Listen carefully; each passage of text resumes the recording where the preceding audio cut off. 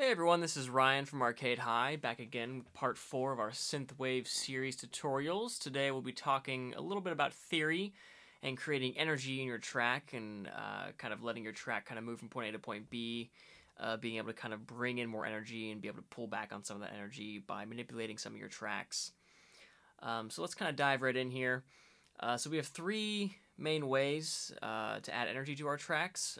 These are ways that I like to use often. I'm sure there's more if you really start to think about it, but these are the 3 that I like to kind of go to whenever I'm thinking about how can I make this part a little more in your face.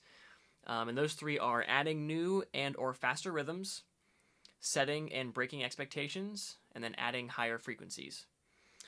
So let's dive right in with the first, adding new and or faster rhythms. So I took a track that Pat and I were working on recently that kind of didn't really go anywhere, but we had kind of a neat little drum beat and bass line, and I kind of just threw in some different parts that I can use to kind of show these concepts off. So I'll just kind of start with playing the drum beat and the bass line, and you'll kind of hear what we're working with.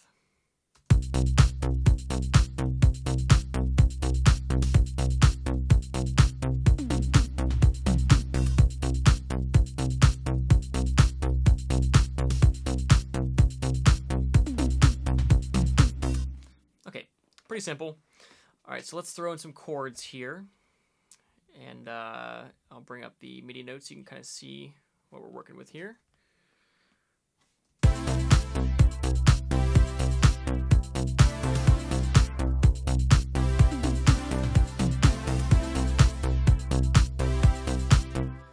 Alright, so for the first way to add energy, you need to think of every instrument that you have as adding rhythm to your track.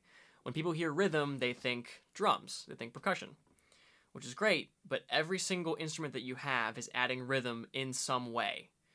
And when you add new, faster rhythms to your track, it gives it more energy. So whether you're working with chords or, say, an arpeggio, anything will be giving the track more rhythm. You're building a wall of sound. So let's take these chords and add a little bit more to them.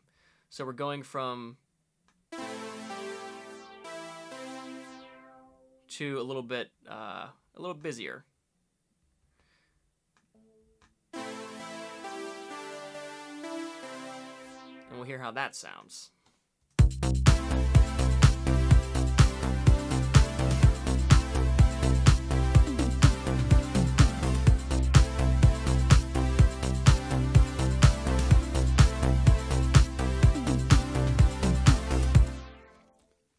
Alright, so you can kind of hear that sounds just a little bit more upbeat. It sounds a little bit livelier. If I actually pull some of these chords out and I'll play them together, so it'll begin with the slower chords and then move into the faster ones, or to the one with more chords in it, and you'll kind of hear how it seems to kind of pick up in energy.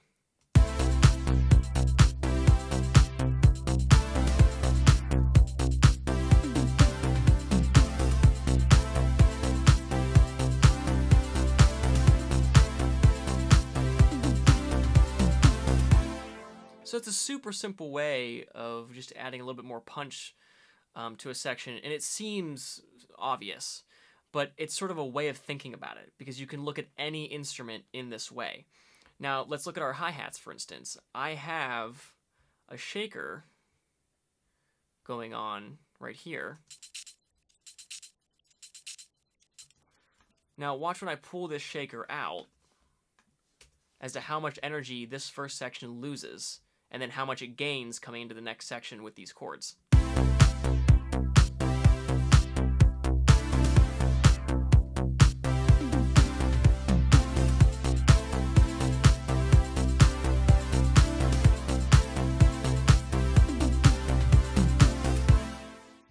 So there you have it, a super easy way of allowing your song to kind of move from point A to point B and allow it to feel organic. So moving on to the second one, setting and breaking expectations.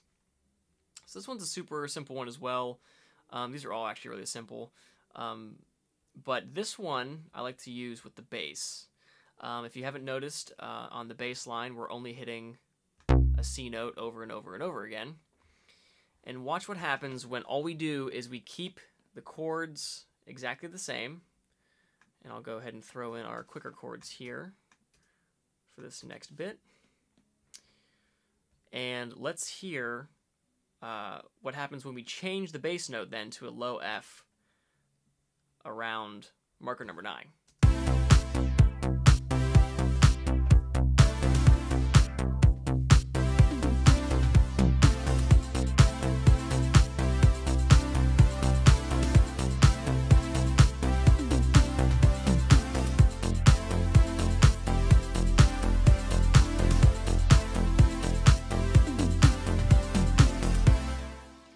And that's a really nice way of allowing your song to feel like it's really moving somewhere.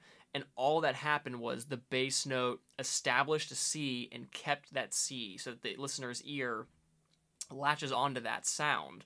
And then when it changes, nothing else has to change except for that single bass note, and it brings it into a whole new area, a whole new emotion you can convey now in that section. It really kind of brings nice vibes. I'm a big fan of that one. So our third and final way, adding higher frequencies. If you remember from our previous tutorial, frequency basically meaning pitch. So sometimes all you have to do is take a part and just bring it up an octave.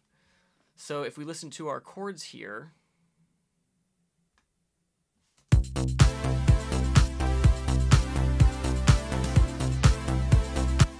cool, now let's bring them up one octave, and you'll kind of hear how it just feels just a little bit more livelier now being up an octave.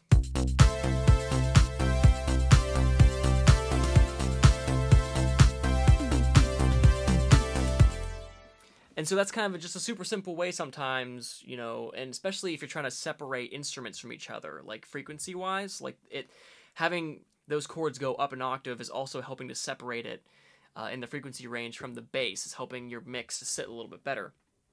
But like, let's just take, for instance, we'll keep the chords the same. We'll keep them lower. And let's take this arpeggio here and bring the arpeggio up an octave in this second part. And then see what happens.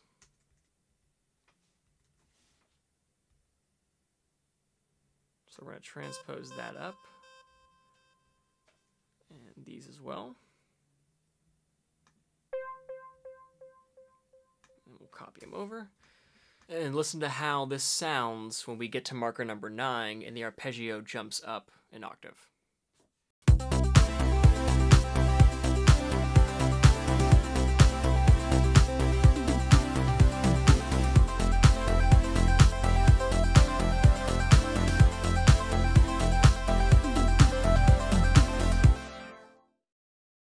So there you go. All that happened there was a single instrument just moved up an octave in the second section, and it felt like it was moving somewhere. So I think that pretty much kind of sums up all three of the ways to add energy. You know, this isn't some kind of like formula necessarily to make your songs better or, you know, better sounding, but it's simply ways of thinking about production. And, you know, if you're looking at a part of your song and thinking, you know, there's something about this, why doesn't this transition feel correct? Or why doesn't this part move into the next part? It feels flat. You know, maybe think about a few of these things. Think about maybe adding a different or faster rhythm into the mix, or, you know, just moving things up an octave, or setting an expectation through repetition and then breaking that expectation. You know, you might end up coming up with some really cool stuff. So leave any comments, questions down below, and let me know what you guys think, what you guys maybe are working on, and I'll see you guys next time.